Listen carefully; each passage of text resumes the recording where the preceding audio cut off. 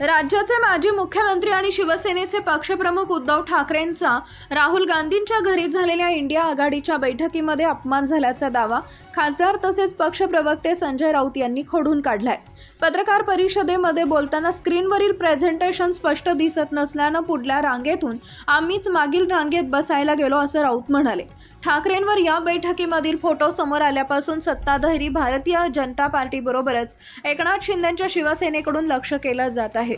शिंदेंच्या पक्षानं केलेल्या टीकेवरूनही राऊतांनी उत्तर देताना कठोर शब्दामध्ये निशाणा साधल्याचं दिसून आले। अरे अरे अरे काय तुमची ही किंमत उद्धव ठाकरे, शिवरायांचा वारसा सांगताना रे, काँग्रेसच्या मीटिंगमध्ये जाऊन शेवटच्या रांगेत बसलात रे, असं पोस्टच्या पहिल्या ओळीत मस्कींनी म्हटलंय।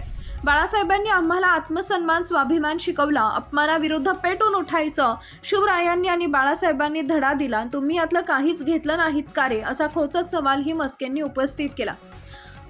काँग्रेसनं तुमची काय अवस्था करून ठेवली आहे आदित्य ठाकरे, तुमच्यापेक्षा एक एक खासदार पाले पक्ष बरे, त्यांना सुद्धा पुढच्या रांगेत बसवलं रे, महाराष्ट्राची दिल्लीत जाऊन तुम्ही पार लाज घालवलीत रे, असा खोचक टोमणा मस्केंनी लगावला। थोडा जरी स्वाभिमान आत्मसन्मान शिल्लक असेल तर जरा तरी पेटून उबाटा, महाराष्ट्राची किंमत कुणी कुठं वाढवली ते जरा दुसऱ्या फोटोत बघा रे, असं म्हणत मस्केंनी टीका केली।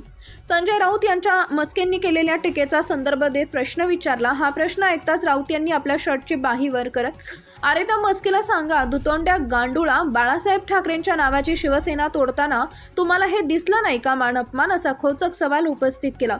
महाराष्ट्रातून इथं येऊन मोदी आणि शहांची चाटुगिरी करता, इथं तुम्हाला महाराष्ट्र दिसत नाही का, आमचं आम्ही बघू की, असं राऊतांनी म्हटलंय। याआधी मुक्तेश्वर नावाचे शंकराचार्य आहेत ज्यांनी एकनाथ शिंदेंच्या घरी जाऊन त्यांना आशीर्वाद देत असतात, काही धार्मिक विधी करत असतात, त्यांना शंकराचार्यांना स्टेट गेस्टचा दर्जा असतो। माझ्या माहितीप्रमाणे राज्याच्या गृह मंत्रालयानं काढून घेतला का, हे या मस्के का फासक्यानं सांगावं। बहुतेक आशीर्वादच अजीर्ण झालं, शंकराचार्यांना आशीर्वाद महागात पडू शकतं, असं सूचक विधान राऊतांनी केलंय।